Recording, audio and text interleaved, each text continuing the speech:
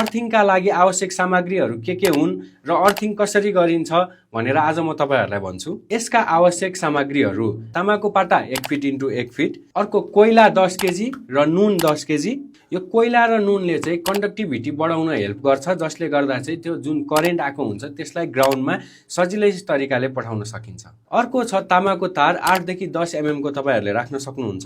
कालो माटो, बालुवा र 2 इन्च डायमिटर भएको जीआई पाइप जुन चाहिँ तपाईहरुले 3.5 फिट देखि 4 फिट सम्मको लिन सक्नुहुन्छ र त्यसमा चाहिँ दुईटा प्वाल गर्नु होला। अर्को 3 इन्चको नट बोल्ट पित्तलको। अब यो कसरी गरिन्छ त? तपाईहरुले पहिला एउटा खाल्डो खन्नु होला, त्यो खाल्डोको चौडाइ चाहिँ 2 फिट राख्नु होला र लम्बाइ पनि 2 फिट राख्नु होला र गहिराई चाहिँ तपाईहरुले 3.5 फिट देखि 4 फिट सम्म खन्नु होला। त्यसपछि तपाईहरुले जुन त्यो जीआई प्लेट र त्यो पाइप छ, जीआई प्लेट र तामाको प्लेटमा प्वाल पार्ने, तामाको तार नट बोल्टले लगाउने र त्यसलाई फिक्स गर्ने। यसरी तपाईहरुले त्यो नट बोल्ट लगाइसकेपछि जमिनमा त्यो खाल्डोमा गाड्ने।